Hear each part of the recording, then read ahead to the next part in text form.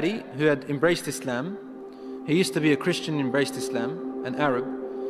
He got up and he said,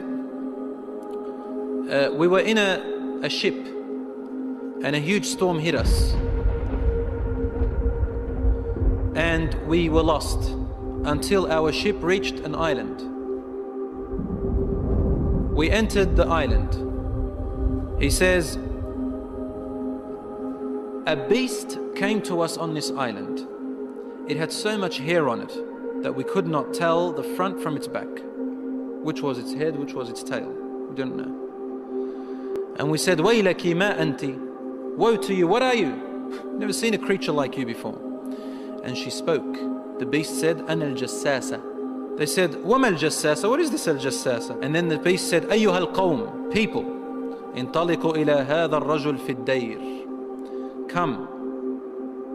Come to this man who is waiting for you in a dayr. A dayr was known in those days as being like a place where people used to worship. And he said, there is a man who is waiting for your news anxiously.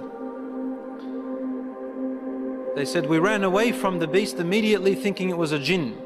We entered this hut that was set for worship. And suddenly we saw in front of us a person, a man who was the biggest in build that we have yet to have seen. His arms were wrapped to his neck with chains like this. And his head and arms were also chained together to his knees, to his legs, like this. So he can just look up, and he's chained up really well, he couldn't move. We said, what are you? And he said, you are able to hurt me because I'm chained up. So it's my right to ask, who are you first? They said, very well.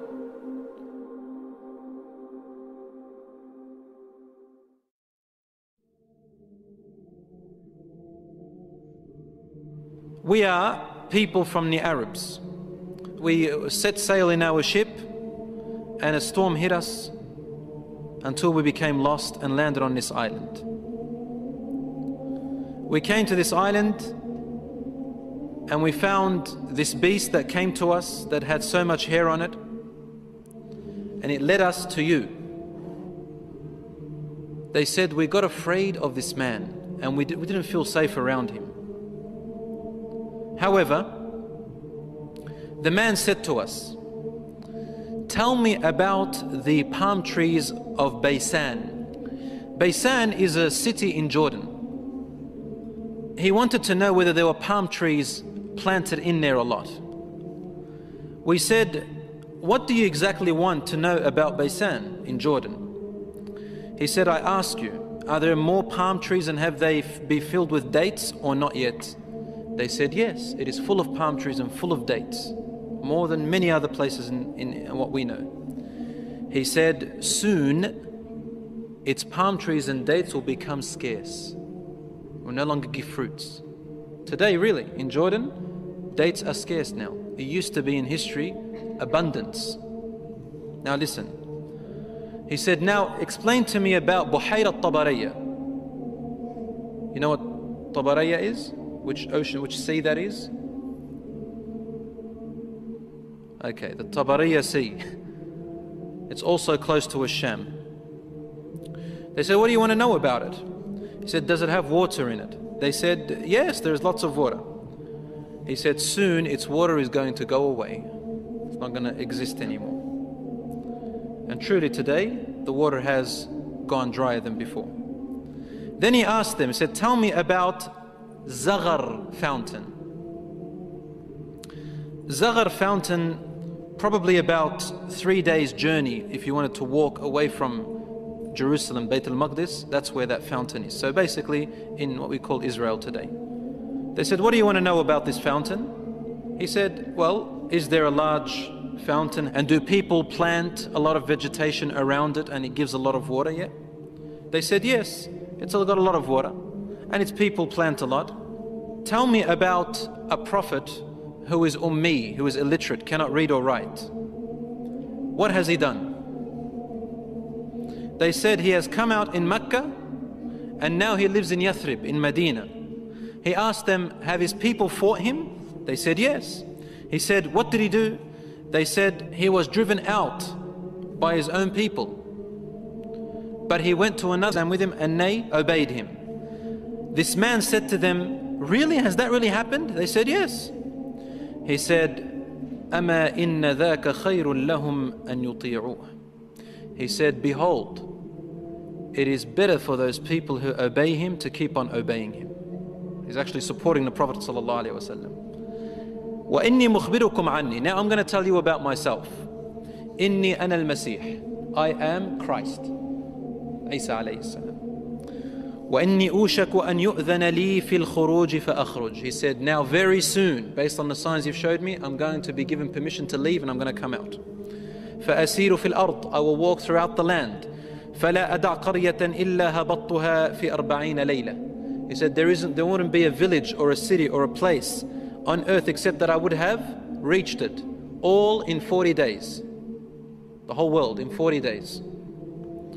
غَيْرَ مَكَّةَ وَطِيبَةَ. All except two places, Mecca and Tiba, Medina. فَهُمَا مُحَرَّمَتَانِ عَلَيَّ كِلْتَاهُمَا. He said, they are both forbidden for me to enter. Now when we say he enters, it means he conquers, takes over. He owns it. كُلَّمَا أَرَدْتُ أَنْ أَدْخُلَ وَاحِدٍ. He goes, every time I wanted to come into one of them, an angel will stand guard holding a sword, and he will prevent me from entering Mecca and Medina.